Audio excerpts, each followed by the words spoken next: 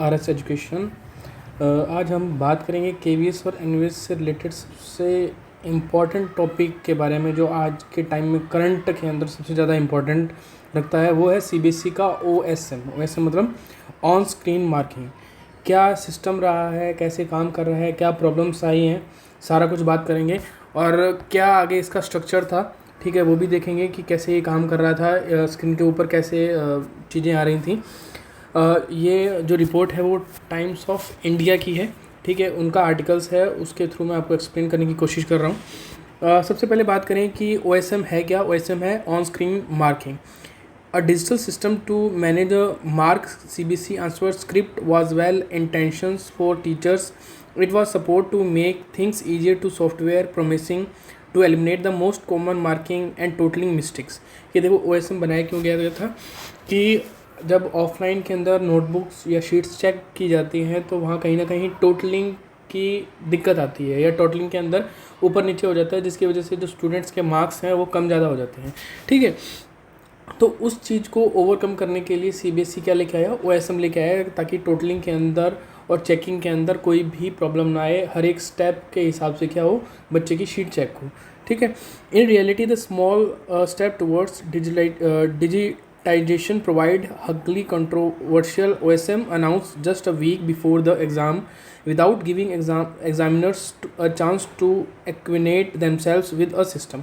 अब हुआ क्या कि सीबीएसई ने अपना जो ओएसएम सिस्टम है ना, वो एग्ज़ाम के कुछ ही वीक्स पहले लाया गया।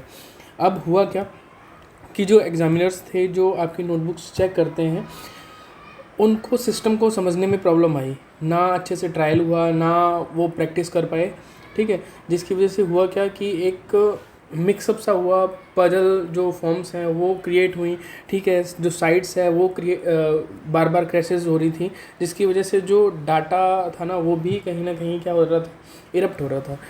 अब website crashes and several data privacy concerned regarding answer sheet, riddled with evolution error system and portal vulnerabilities and data privacy backlash, it escalate into a national crisis with the student even questioning why the board appointed Coimped EduTech, which had allegedly been involved in previous evolutions controversies in other states to manage OSM।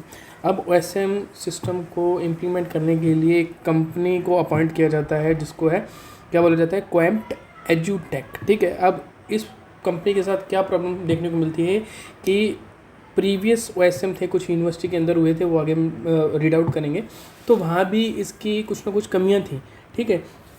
उन कमियों को नज़रअंदाज करते हुए CBSE ने इसको क्या दे दिया, पूरा टेंडर दे दिया कि आप क्या करोगे, ओएसएम सिस्टम को संभालोगे, ठीक है। अब what is OSM system? OSM is the acronym for CBSE on screen marking, which is the board introduced for class 12th this year। कि जो 2025 और 26 का सेशन था ओनली 12th क्लास के लिए, तो उनकी जो शीट्स हैं वो चेक कैसे होंगी, OSM सिस्टम से, यानी स्क्रीन के थ्रू होंगी, ठीक है। As the name suggested, OSM replace paper check with digital evaluation, कि कोई भी फिजिकल कॉपीज़ चेक नहीं करेगा, डायरेक्टली आपकी जो शीट्स हैं वो कंप्यूटर के ऊपर आएंगी और उसका चेकिंग स्टार्ट हो जाएगा, ठीक है। What was CBSE work flow, अब कैसे काम किया, मेनली इनको 5 स्टेप्स के अंदर समझेंगे कि क्या चीज़ें हुई। पहले है collection and transportation answer sheet from the exam centre securely transport to regional office. कि सबसे फर्स्ट जो स्टेप है वो क्या था कि जो सीट्स हैं उनको कलेक्ट करना, और जो जितने भी स्टेट्स के आरओ हैं, आरओ मतलब रीजनल ऑफिसर्स हैं, वहाँ तक लेके जाना, ठीक है। फिर है दूसरा है डिजिटाइजिंग ईच बुकलेट, की हर एक जो बच्चे की शीट है उसको क्या किया जाएगा, स्कैन किया जाएगा विदाउट कटिंग, रिमूविंग, डैमेजिंग, यानी बिना किसी शीट्स को अलग किए और बिना किसी छेड़छाड़ के जस्ट उसको स्कैनिंग के अंदर डाला जाएगा। अब थर्ड स्टेप क्या था, एनोनिमसली, यानी स्टूडेंट आईडी एक ये स्टेप होता है जो सीबीएसई हर एक उस स्टेप के अंदर अपनाती है, चाहे वो आपका ओएसएम हो, चाहे वो फिजिकल एवोल्यूशन हो। इसके अंदर क्या किया जाता है कि जो स्टूडेंट्स की आईडीज़ हैं, आईडीज़ का मतलब कि जब स्टूडेंट अपना फ्रंट पेज के ऊपर रोल नंबर है या बाकी जो चीज़ें अपनी आइडेंटिटीज़ लिखता है, उसको क्या किया जाता है, सीबीएसई डी अटैच कर देती है और वहाँ पे एक बार कोड वगैरह या कुछ ऐसी सिस्टम लगा देती है जिससे उस पर्टिकुलर लाइक बारकोड लगा दिया। अब बारकोड से उस पर्टिकुलर बच्चे की जो आईडी है, आइडेंटिटी है ना, वो क्या हो जाती है, छुप जाती है। ठीक है, जब रिजल्ट अनाउंस होता है तो उस बारकोड के हिसाब से ही होता है। ठीक है, उसके बाद है on screen marking. Software enforce step wise marking and auto total score ensuring no attempt answer escapes एबिलिटर। अब OSM के अंदर क्या हुआ, क्यों लाया गया कि एक ऐसा सॉफ्टवेयर था जिसके अंदर हर एक मार्किंग स्कीम है, मार्क जो आपका सेट वाइज है, जैसे सेट 1, सेट 2, सेट 3, उसके हिसाब से मार्किंग सिस्टम बनता है और उस मार्किंग सिस्टम के हिसाब से आपकी क्या होती हैं, शीट्स चेक होती हैं। फॉर एग्जांपल आपको मैं अभी बताता हूँ कि ये कंप्यूटर स्क्रीन है। ठीक है, इस हिसाब से आपका सिस्टम हुआ करता था। जो ये वाला पार्ट है, यहाँ पे क्या थे, बच्चे के मार्क्स एनोट होते थे। यानी कहने का मतलब कि जैसे एग्जामिनर ने फर्स्ट क्वेश्चन चेक किया, या जैसे कि MCQ है आपका, उसको चेक किया, तो एग्जामिनर को यहाँ पे जैसे क्वेश्चन 1 आ जाएगा तो यहाँ पे 1 मार्क क्या करना पड़ेगा, लिखना पड़ेगा और उसको आगे फॉरवर्ड करना पड़ेगा। अगर कोई भी क्वेश्चन छूट जाता है या कोई भी पेज छूट जाता है तो वो आपकी जो कॉपी है वो सेव नहीं होती थी। ठीक है, यानी हर एक जो पेज है, हर एक शीट को चेक किए बिना एग्जामिनर आपकी जो शीट्स है उसको सबमिट नहीं कर सकता था। ठीक है, तो यहाँ पे इस चीज़ को इंश्योर किया गया कि हर एक क्वेश्चन, हर एक पेज है वो क्या हो, इसके अंदर एवल्यूट हो। ये पेजेस थे, ये पेजेस वाला फंक्शन है नीचे, और ये एनोटेशन थे टीचर्स के लिए। ठीक है, ये जूम इन जूम आउट है, मार्किंग है, चेक का है, क्रॉस का है, यू का है। ठीक है, अगर आपने क्वेश्चन को रिपीट किया है तो उसको, मतलब हर एक चीज़ के लिए क्या था, एनोटेशन था।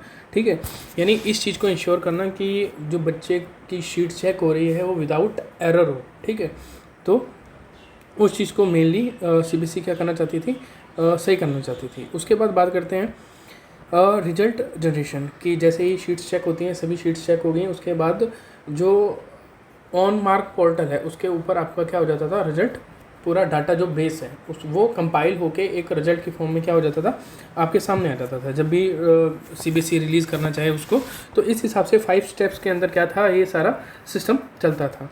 अब मेनली प्रॉब्लम्स कहाँ देखने को मिली, अब क्या क्या मेजर प्रॉब्लम थी। सबसे पहले ये थी कि blood scans and miss matches, कि कहीं ना कहीं जो स्कैनिंग हुई तो उसके अंदर इतनी जल्दबाजी की गई कि जो कॉपीज़ थी वो बहुत ज़्यादा ब्लर देखने को मिली। ठीक है, बोला जाता है अकॉर्डिंग टू CBSE कि लगभग 0.01% यानी अबाउट 30,000 जो शीट्स हैं उनको प्रॉब्लम आया था स्कैन करने के लिए। इसका थोड़ा मोटा मोटा डाटा देख लेते हैं कि लगभग 40 करोड़ पेजेस हैं वो CBSE ने क्या किए थे, स्कैन किए थे। यानी अप्रॉक्स 70.7 लाख जो बच्चे थे 12th क्लास के, उनकी शीट्स को स्कैन किया गया, जिसके अंदर टोटल पेजेस कितने देखने को मिले, 14 करोड़ पेजेस देखने को मिले। ठीक है, अब उसमें से भी स्कैन कितनी हो पाई, 98.7 लाख जो शीट्स हैं वही स्कैन हो पाई। आफ्टर दैट 68,018 जो शीट्स हैं वो क्या है, उनको रीस्कैन किया गया और उनकी क्वालिटी के हिसाब से। ठीक है, और लगभग 13,583 जो स्क्रिप्ट्स हैं उनको मैनुअली एवल्यूट किया गया। यानी कहने का मतलब है कि लगभग 13,500 जो शीट्स हैं उनको मैनुअली चेक किया गया, ना कि OSM के थ्रू चेक किया गया था। ठीक है, फिर आया टीचर्स का इशू, कि टीचर्स का इशू क्या था, टीचर्स को क्या प्रॉब्लम फेस करने को मिल रही थी कि स्कैनिंग ऐसी थी कि कहीं ब्लर हो रहा था, बच्चे की राइटिंग ऐसी है कि वो समझ में ही नहीं आ रही है।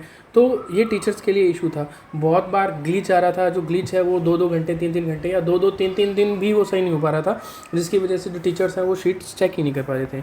उसके बाद है मार्किंग स्कोर कंपाइलेशन, कि टीचर का काम कंप्लीट होने के बाद यहाँ पे क्या आता है, मार्किंग स्कोर कंपाइलेशन।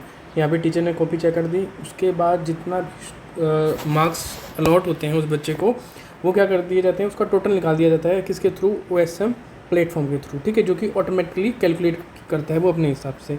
अब प्रॉब्लम क्या है, ये आगे देखने को मिला। अब व्हाट CBSE डिड, सबसे पहले जितने भी ब्लड स्कैन थे, जैसे कि पहले भी पढ़ा था कि लगभग 98 लाख में से 68,018 जो स्क्रिप्ट्स थी उनको दोबारा से री स्कैन किया गया, और लगभग 13,500 जो शीट्स हैं उनको मैनुअली चेक किया गया। उसके बाद मेजर प्रॉब्लम आ रही थी data security and cyber attack, कि जब रिज़ल्ट आता है उसके बाद जो शीटें बच्चों को अलॉट की जाती हैं तो वहाँ पे बहुत ज़्यादा साइबर जो अटैक्स हैं वो जो साइट थी कंपनी की उसके ऊपर देखने को मिलता है। तो उसकी वजह से जो सीबीएसई है उसने जितना भी डाटा है वो अपना जो उनका सर्वर है सीबीएसई का वहाँ पे क्या कर देते हैं, वो ट्रांसफ़र करवा लिया जाता है।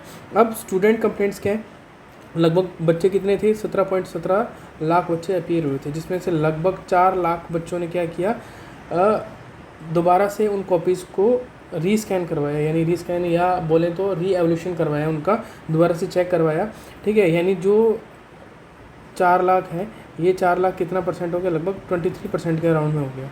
ठीक है, अब CBSE processed around 6.3 lakh reevaluation request की, लगभग 6.3 लाख के अराउंड में सीबीएसई को री-एवोल्यूशन की रिक्वेस्ट मिली। अब अगर इसका बैकग्राउंड देखा जाए कि क्या ये जो ओएसएम है वो फर्स्ट टाइम है, नहीं। बोला जाता है, सीबीएसई खुद बोलती है कि 2014 में सीबीएसई ने एक पायलट प्रोजेक्ट के थ्रू क्लास 10th की जो सीट्स हैं उनको क्या किया, 2014 में क्लास 10th का जो रिज़ल्ट है वो बोला जाता है कि ओएसएम के थ्रू ही लेके आया गया, बट सभी सब्जेक्ट को इसके अंदर कंसर्न नहीं किया गया, ओनली कुछ सब्जेक्ट्स को इसके अंदर मैटर किया गया। अब कुछ यूनिवर्सिटी है, जैसे वीटीयू है, कहाँ पे, बेलगाम कर्नाटका के अंदर है, उसने इस सिस्टम को अपनाया। ठीक है, लगभग उसने 20 लाख जो आंसर स्क्रिप्ट्स हैं और यानी जो कि 3 लाख स्टूडेंट की थी और लगभग 193 जो कॉलेज उसके अंडर में आते थे, उन्होंने इस प्रोजेक्ट को अपनाया, यानी ओएसएम सिस्टम को देखा। ठीक है, वैसे ही बहुत सारी यूनिवर्सिटीज़ हैं, जैसे वीटीयू अभी बताया है, राजीव गांधी यूनिवर्सिटी है, उसके बाद गुजरात पंजाब टेक्निकल यूनिवर्सिटी है, मौलाना अब्दुल कलाम आज़ाद यूनिवर्सिटीज़ हैं। तो ये जो चीज़ है ना, ये फ़र्स्ट टाइम तो नहीं थी, लेकिन जो इसका इम्प्लीमेंट है या जो चीज़ें की गई थी वो बहुत ज़्यादा सीबीएसई के थ्रू जल्दबाजी के अंदर की गई, जिसकी वजह से जो सारी चीज़ें हैं वो क्या हो गई, मैशअप हो गई हैं। ठीक है, तो ये था आपका ओएसएम से रिलेटेड जितना भी मटेरियल जो कि आपके केवीएस एनवीएस इंटरव्यू के अंदर काम आने वाला है। जहाँ तक ये है कि इंटरव्यूअर है वो क्वेश्चन इस पर्टिकुलर टॉपिक से पूछेंगे ही। ठीक है, ये आपको सिस्टम बता ही दिया था कि कैसे ओएसएम सिस्टम काम करता है। यहाँ पे इस हिसाब से आपको सिस्टम बता दिया कि ऐसे स्क्रीन होती थी, ये पेज नंबर होते हैं। ठीक है, यहाँ पे टीचर्स के लिए एनोटेशन है, टीचर डालता है, यहाँ पे क्वेश्चंस हैं, यहाँ पे उनके मार्क्स हैं, यहाँ पे जो एग्जामिनर है वो उन मार्क्स को डालता था और लास्ट में क्या आ जाता था, टोटल आ जाता था। ठीक है, तो इस हिसाब से जो ओएसएम सिस्टम है वो क्या कर रहा था, काम कर रहा था। Thank you for watching this, I hope आपको समझ आया होगा।